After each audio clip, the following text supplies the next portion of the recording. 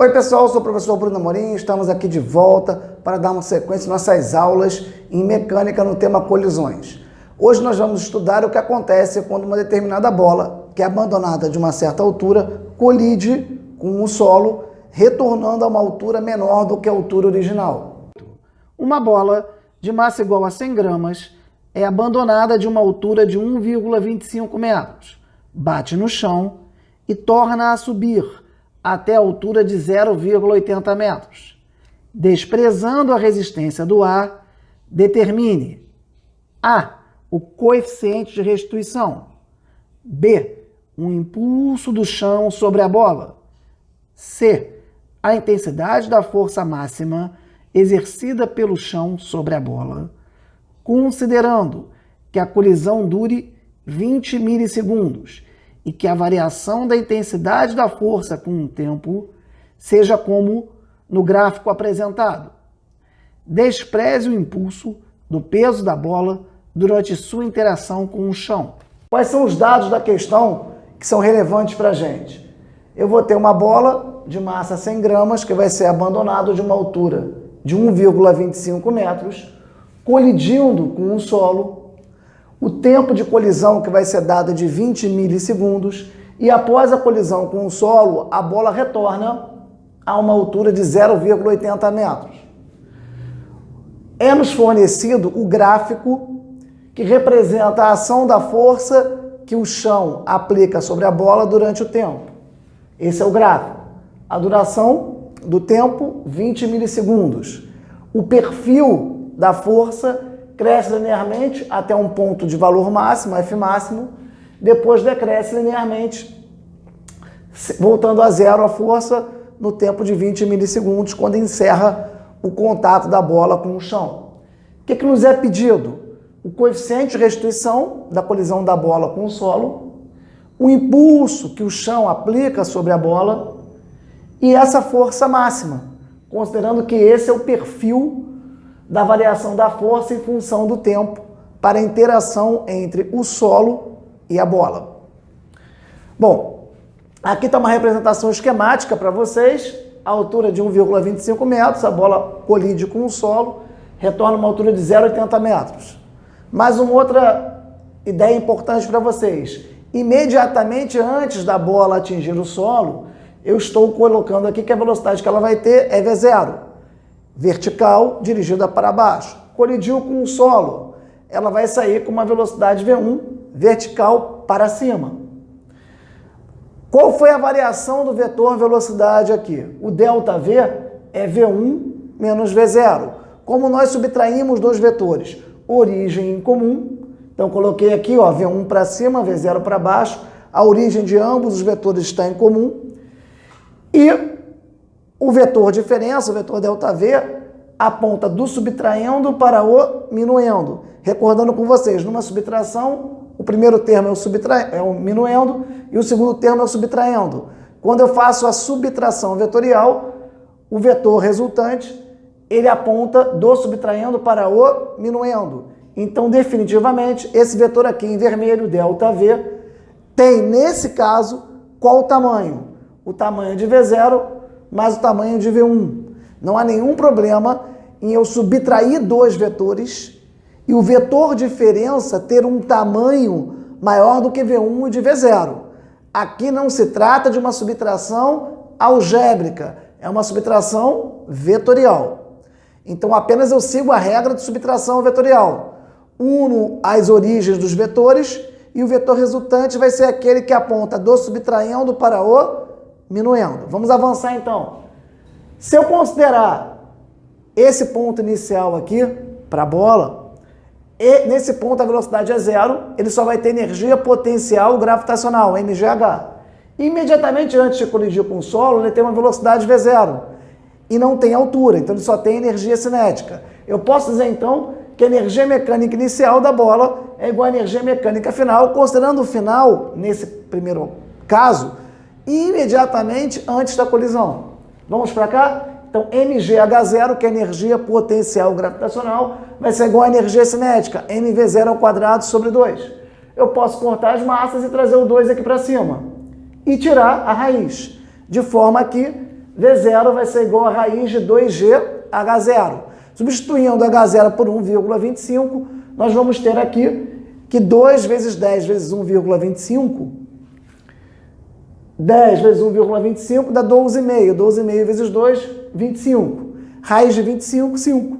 Então a velocidade da bola imediatamente antes da colisão é de 5 metros por segundo. Isso porque ela caiu de uma altura de 1,25 metros, houve transformação da energia potencial gravitacional em energia cinética, e essa é a velocidade que nós encontramos aplicando conservação da energia basicamente.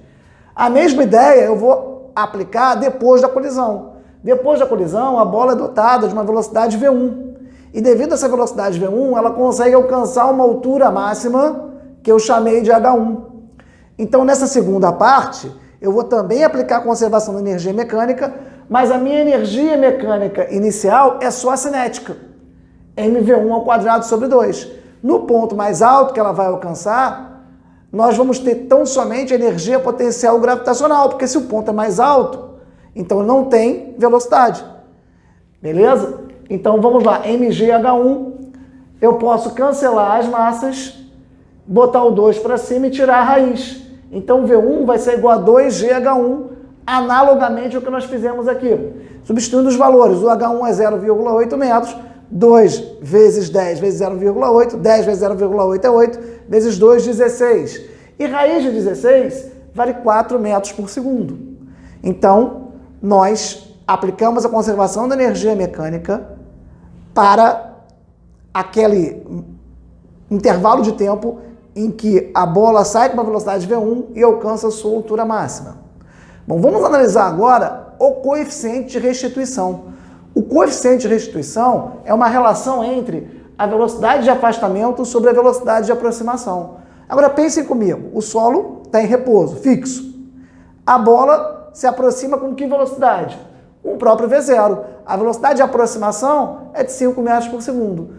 Colidiu, passou a subir a bola. Qual a velocidade de afastamento imediatamente após a colisão? 4 metros por segundo. Então, nesse caso aqui, a velocidade da bola imediatamente antes é a própria velocidade de aproximação. E a velocidade da bola imediatamente depois da colisão é a velocidade de afastamento. Se eu dividir, então, 4 por 5, eu vou encontrar o valor de 0,8, que é o coeficiente de restituição, o que nos diz que é uma colisão parcialmente elástica. Ou seja, durante essa colisão, há uma perda de energia mecânica. Até porque se não houvesse perda de energia mecânica, a altura final seria igual à altura inicial. Mas a altura final é 0,8, a altura inicial é 1,25. Então ele não retorna à altura original. Isso porque parte da energia foi dissipada durante a colisão, o que é coerente com uma colisão parcialmente elástica. Vamos avançar agora e calcular o impulso sobre a bola. Nós temos uma grande relação que diz pra gente que o impulso é igual à variação da quantidade de movimento, que é igual ao produto da massa pela variação de velocidade. É isso que eu coloco aqui para vocês, ó. O módulo do impulso é o módulo do ΔQ, que por outro lado é o produto da massa, que é uma grandeza escalar, vezes o módulo do vetor ΔV. Bom, no início da nossa videoaula, eu fiz esse desenho aqui para vocês, em que eu expliquei passo a passo como é que nós subtraímos dois vetores. E também orientei vocês, avisei a vocês, que não há nenhum problema em nós termos um vetor ΔV que seja maior que V0 e maior que V1. Nesse caso em particular, qual vai ser o tamanho de ΔV? Pelo desenho, nós conseguimos ver que ΔV tem um tamanho que é igual a V0 mais V1. Mas V0 é 5 metros por segundo. V1 é 4 metros por segundo. Se eu somar 5 mais 4, 9. Então, o nosso ΔV tem módulo de 9 metros por segundo. Multiplicando pela massa, que os dados, né? Nos dados nós encontramos que a massa vale 100 gramas. Mas no sistema internacional, nós temos que transformar a massa em gramas para a massa em quilos. 100 gramas equivale a 0,1 kg. Então está aqui, 0,1 vezes 9 vai dar 0,9 newtons vezes segundo ou 0,9 kg metro por segundo, que são duas formas de nós representarmos a grandeza impulso no sistema internacional. 1 Newton por segundo é equivalente a 1 kg/metro por segundo. Bom, mas não acabou tudo ainda. Nós já conseguimos encontrar o coeficiente de restituição, conseguimos encontrar o impulso que o solo aplica sobre a bola, e falta agora a gente calcular a força máxima. Ora, eu só posso falar em força máxima porque a própria questão nos oferece um gráfico de como a força varia em função do tempo. Esse gráfico aqui em cima, ó. Nota que ela cresce linearmente até um tempo t aqui. Como tem uma certa simetria, a gente pode dizer que atinge a força máxima em 10 milissegundos. E depois a força progressivamente diminui até que ela é nula em 20 milissegundos, o que indica que a partir de 20 milissegundos não há interação mais entre o chão e a bola. Ou seja, a gente pode afirmar sobre esse aspecto que a colisão se encerrou. Beleza? Vamos então. Que relação eu posso tirar de qualquer gráfico F por T? Ora, nós já estudamos em um momento anterior que a área do gráfico F por T é numericamente igual ao impulso aplicado sobre o corpo. Toda vez que nós temos uma força variável com o tempo, se nos é oferecido o gráfico dessa força com o tempo, basta a gente encontrar a área embaixo da curva do gráfico F por T, que essa área vai ser numericamente igual ao impulso que essa força aplica sobre o nosso objeto. Vamos para cá então? Eu posso dizer que a área então do gráfico F por T é numericamente igual ao impulso.